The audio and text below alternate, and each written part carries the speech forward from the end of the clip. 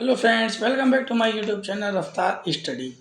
तो just previous video में हमने पढ़ा था जो मनी क्या है, और मनी से हमने लिमिटेशंस पढ़े थे, बार्टर सिस्टम पढ़ा था एंड बार्टर सिस्टम के लिमिटेशंस हमने प्रीवियस वीडियो में पढ़े थे। यदि आपने नहीं देखा है तो वीडियो आपको आई बटन में और आपको डिस्क्रिप्शन बॉक्स में आपकी इसकी वीडियो मिल जाएगी, आप वहाँ से जाकर के देख सकते हैं। तो आज हम इस वीडियो में बेसिकली जो हम पढ़ेंगे वो है हमारा फॉर्म्स ऑफ मनी, मतलब जो मनी है हमारे वो कितने प्रकार के हैं। हमारे यहाँ पे आप टाइप्स ऑफ मनी भी बोल सकते हैं, टाइप्स ऑफ मनी कितने प्रकार के हैं या फिर फॉर्म्स ऑफ मनी कितने हैं, ठीक है। तो some important forms of money are describe under.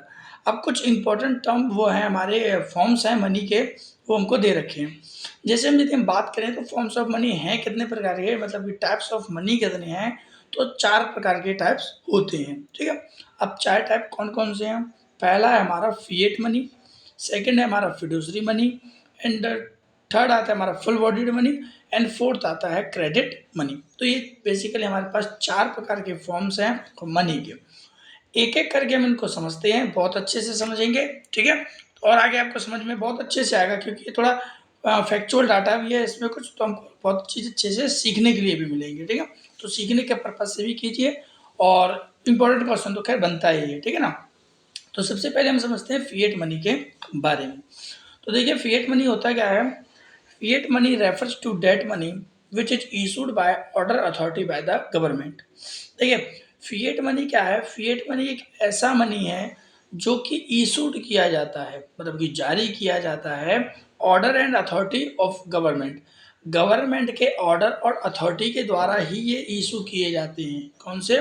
Fiat money.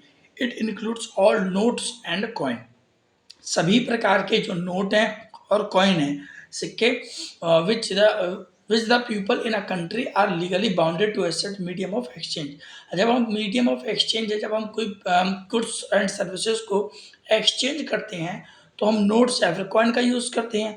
अब जो नोट और कॉइन है वो किसके द्वारा इशू किए जाते हैं? हमारे गवर्नमेंट के अथॉरिटी के द्वारा। उनको क्या बोला गया है? Fiat money. समझ में आया होगा। एक बार अच्छे से बताता हूँ।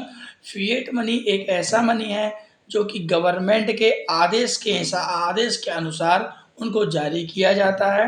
इसमें सभी प्रकार के नोट्स और जो कॉइन होते हैं वो सिक्के लागू किए जाते हैं, जारी किए जाते हैं, जो कि एक देश में लीगली बाउंडेड है। लोग इसको खरीदने के लिए बाउंडेड है, मतलब बंधित हैं, किसी के द्वारा ये एक्सचेंज किया जाएगा। समझ में आ गया फिएट मनी।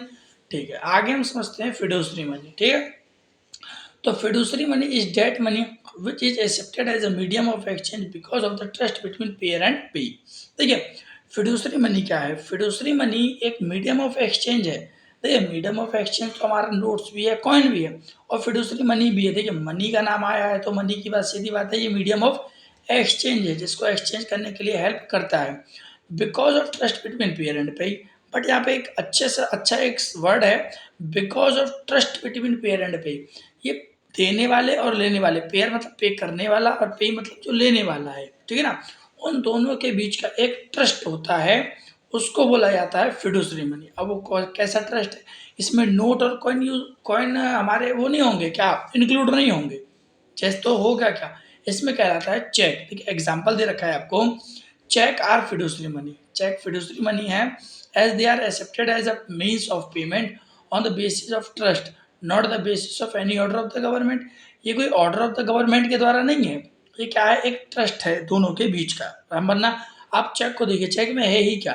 चेक एक कागज मात्र टुकड़ा है जिसमें हम साइन कर देते हैं और लिख देते हैं कि 40,000 रुपये पे, वॉट एवर जिसको भी आप पे कर रहे हैं उसमें लिख देते हैं, और मात्र उस कागज के टुकड़े के हिसाब से जब हम बैंक को देते हैं तो बैंक हमको पैसे उसके हिसाब से दे देता है। ये क्या है? ये ट्रस्ट है बिटवीन पेयर एंड पे के बीच का, ठीक है। इसको बोला गया है हमारा फिडुसरी मनी।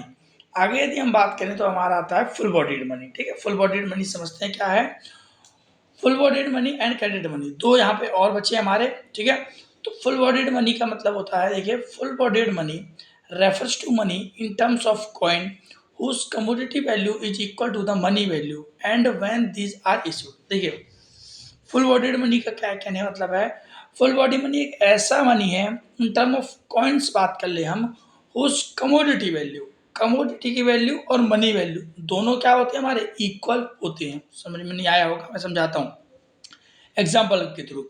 वैसे बेसिकली आप डेफिनेशन यहीं से याद रख सकते हैं, whose full bodied money is refers to that money which is whose commodity value is equal to its money value। जैसे समझाता हूँ मैं, एक पेन है, पेन कितने रुपए का आता है, 3 वाला भी आता है, 5 वाला भी आता है और 10 वाला भी आता है, ठीक है ना। तो हम बात कर रहे हैं आपको, चलो 10 रुपये की बात कर लेते हैं, ठीक है।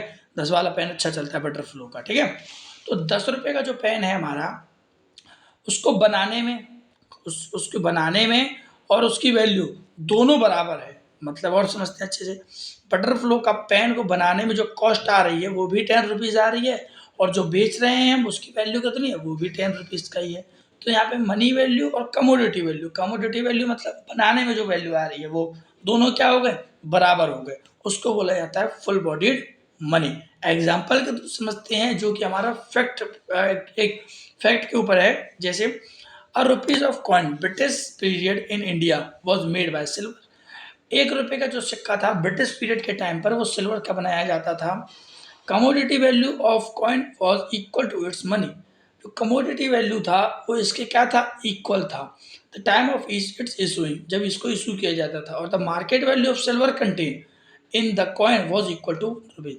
और उस टाइम पे जिस 1 रुपये के सिक्का जो बनाने में जो कॉस्ट आ रही थी, जो सिल्वर का जो कॉस्ट था वो भी 1 रुपये के बराबर ही था। तो दोनों ही क्या थे, बराबर ही थे। 1 रुपये को, जो 1 रुपये के सिक्के में जितना सिल्वर इस्तेमाल होता था उसकी वैल्यू, एंड जो हमारा 1 रुपीज़ की जो रियल वैल्यू थी, द बोथ आर इक्वल, दोनों ही क्या थे, इक्वल थे। तो उनको बोला गया था फुल बॉडीड मनी। अगला आता है हमारा क्रेडिट मनी। तो credit money refers to money of which money value is more than the commodity value. देखिए क्रेडिट मनी का क्या कहने का मतलब है, क्रेडिट क्या है, मनी का मतलब होता है जहाँ पे मनी वैल्यू ज़्यादा है कमोडिटी वैल्यू से। देखिए ऊपर क्या था हमारा, commodity value and money value both are equal, but here the situation is different. Money value is greater than the commodity value। यहाँ पे मनी वैल्यू है वो ज़्यादा है कमोडिटी वैल्यू से। एक एग्जांपल के थ्रू समझते हैं बहुत अच्छे से। देखिए ऊपर वाले एग्जांपल यदि दे दूँ तो अब देखिए, जो 10 रुपये का जो पेन था जो हमने बना रहे थे उसमें कॉस्ट कम आ रही थी। जैसे मान लेते हैं 6 रुपये की आ रही थी और बेच कितने रहे थे, 10 रुपये का। तो अब 10 रुपये की वैल्यू ज़्यादा होगी तो मनी वैल्यू ज़्यादा है इसकी, ठीक है ना। आगे समझते हैं इसको एग्जाम्पल के थ्रू बहुत अच्छे से। दोनों ही फैक्चुअल डाटा है, ठीक है। तो आप याद रख सकते हैं यहाँ से, what is the market value of metal jet the rupees of coin made of India. अब यहाँ से क्वेश्चन पूछा गया है कि 1 रुपये का जो सिक्का बनाया जा रहा है उस मेटल की वैल्यू क्या होगी मार्केट में। Obviously much lower than the money value of a rupees coin. सीधी बात है, क्या होगा कि मनी वैल्यू ही ज़्यादा होगी उसकी रुपीज ऑफ कॉइन से। मतलब कि 1 रुपये का सिक्का होगा उसमें पावर ज़्यादा होगी, ठीक है, मनी वैल्यू ज़्यादा है उसकी, किससे, कमोडिटी वैल्यू से। अदरवाइज यदि ऐसा होता, यदि कैसा होता कि जो सिक्का है उसकी मेटल की वैल्यू ज़्यादा होती है। देखिए ध्यान दे, बहुत अच्छे है, थोड़ा फैक्चुअल और डाटा बताऊंगा यहाँ से रिलेटेड। यदि वो 1 रुपये का सिक्का है उसके मेटल की वैल्यू यदि ज़्यादा होती तो वो रखे, otherwise people would melt the coin and sold metal in the market price greater than the 1 rupees. यदि मेटल का प्राइस ज़्यादा होता उसकी मनी वैल्यू से तो लोग क्या करते, उसको मेल्ट कर लेते, मतलब पिघला लेते, और पिघला करके उसको ज़्यादा दाम में बेच देते। भाई आप ही बताइए, एक रुपये का सिक्का है, 1 रुपये के सिक्के जब आप सामान लेने जा रहे हैं तो 1 रुपये की एक टॉफ़ी दे रहा है आपको, और वहीं मेटल की वैल्यू ज़्यादा है तो आपने क्या किया, उसको पिघला लिया, पिघला के बेचने का 2 रुपये में बिका तो आपको 2 टॉफ़ी मिल गई। तो लोग क्या करेंगे भाई, पिघला करके ही बेचेंगे, ठीक है। इसके लिए जो मार्केट में मनी वैल्यू है वो ज़्यादा है किससे, कमोडिटी वैल्यू से। यही मैं आपको एक फैक्चुअल डाटा बताऊं तो ये जो क्रेडिट मनी था, क्रेडिट मनी का ही एक हमारे इंडिया और बांग्लादेश के बीच में एक तस्करी होती थी इसकी, ठीक है।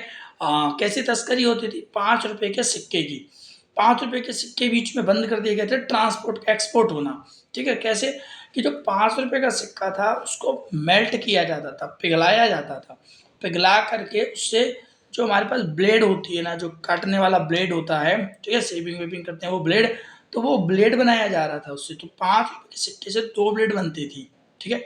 एक ब्लेड का प्राइस कितना था, 3 रुपये का, 2 ब्लेड के कितने हो गए, 6 रुपये। मतलब 5 रुपये का चीज़ 6 रुपये में बिक रहा है तो लोग क्या करते हैं, तो उसको पिघला करके ही बेचते थे। जब इंडियन गवर्नमेंट को ये पता चला था कि इसकी तस्करी हो रही है तो वो चीज़ बैंड कर दिया गया था। तो होप सो आपको ये वीडियो क्लियर होगा जिसमें हमने फॉर्म्स ऑफ मनी पढ़ा।